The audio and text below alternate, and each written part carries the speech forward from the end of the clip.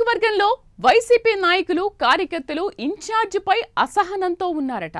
గతంలో మంత్రి పదవి చేసిన ఆ నేత ఇప్పుడు నియోజకవర్గంలో ఎవరికీ అందుబాటులో ఉండడం లేదట. అక్కడ పార్టీ బలోపేతానికి కనీసం దృష్టి పెట్టడం లేదని టాక్. ఇంతకీ ఎక్కడ నియోజకవర్గం, ఎవరా నేత? చూద్దాం.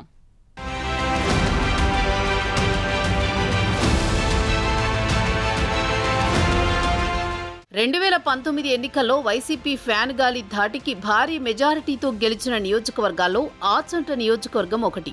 ఇక్కడి నుంచి పోటీ చేసిన చెరుకువాడ శ్రీరంగనాథరాజు మొదటి విడతలోనే గృహ నిర్మాణ శాఖ మంత్రిగా ఛాన్స్ కొట్టేశారు.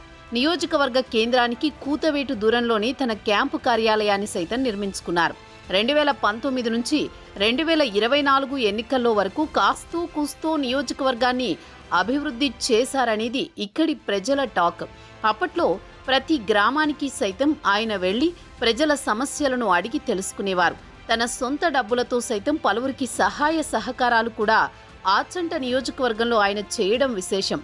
కానీ గత ఎన్నికల్లో కూటమి పార్టీల దెబ్బకు అతి స్వల్ప ఓట్ల మెజారిటీతో ఆయన ఓటమి చెందారు. అప్పటి నుంచి ఆయన నియోజకవర్గాన్ని పెద్దగా పట్టించుకోవడం లేదనేది ఇక్కడి కార్యకర్తల బాధ. కనీసం నెలకి ఒకసారి అయినా క్యాంపు కార్యాలయంలో ఆయన అందుబాటులో ఉంటారని భావించారు. కానీ అది జరగలేదు. దీంతో ఇక్కడి నాయకులు, కార్యకర్తలు అసహనానికి గురవుతున్నారు.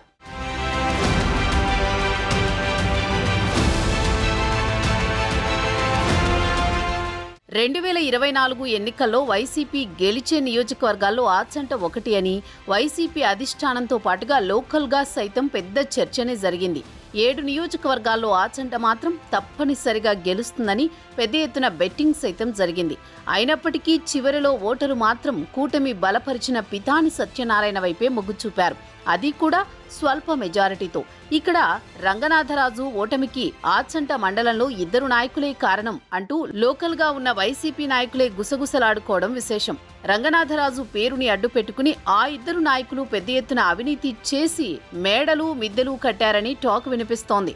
రంగనాథరాజు ఓటమి తర్వాత ఆ 2 నాయకులను పక్కన పెట్టేయడం మరో హాట్ టాపిక్.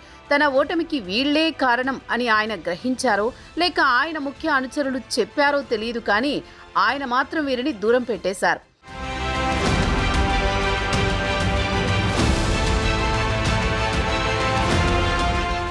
రంగనాథరాజు ఆచంటలో ఓటమి పాలయ్యాక అడపాదడపా వస్తున్నారే కానీ పార్టీ బలోపేతంపై ఆయన సరైన దృష్టి పెట్టడం లేదనేది ఇక్కడి వైసీపీ కరడుగట్టిన నాయకులు, కార్యకర్తల ఆందోళన.